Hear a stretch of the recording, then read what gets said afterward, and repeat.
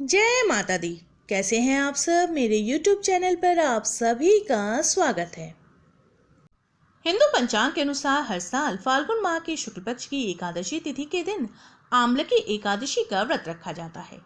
इस एकादशी को आमलकी एकादशी के अलावा आमला एकादशी या आमलका एकादशी के नाम से भी जाना जाता है। इस दिन भगवान श्री हरि विष्णु की विधि विधान से पूजा अर्चना की जाती है। एकादशी के दिन व्रती को सूर्योदय से पूर्व उठकर स्नान आदि से निवृत्त हो जाना चाहिए। उसके बाद स्वच्छ वस्त्र धारण करना चाहिए। भगवान विष्णु का ध्यान करते हुए व्रत का संकल्प ले।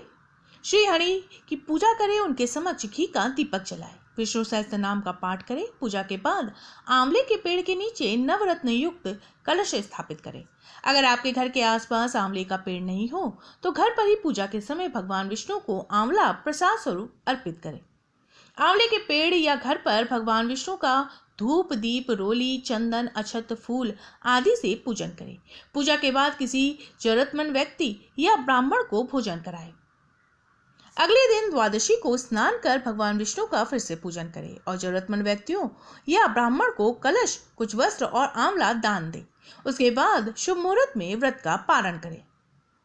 आमलकी एकादशी की व्रत कथा के अनुसार प्राचीन काल में चित्रसेन नामक राजा था। उसके राज में एकादशी व्रत का बहुत महत्व था। राजा समेत सभी प्रजाजन एकादशी का व्रत श्रद्धा भाव के साथ किया करते थे। राजा की आमलकी एकादशी के प्रति बहुत गहरी आस्था थी।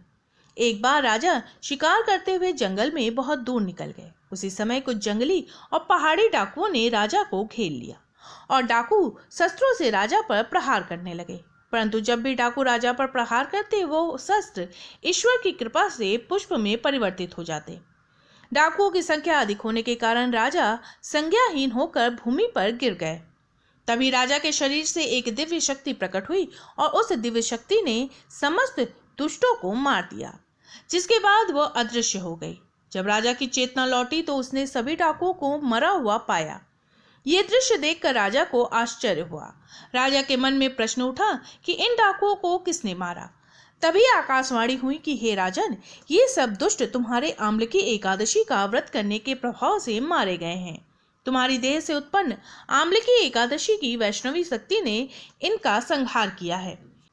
इन्हें मारकर वह पुनः तुम्हारे शरीर में प्रवेश कर गई। ये सारी बातें सुनकर राजा को अत्यंत प्रसन्नता हुई। एकादशी व्रत के प्रति राजा की श्रद्धा और भी बढ़ गई। तब राजा ने वापस लौटकर राज्य में सबको एकादशी का महत्व बताया।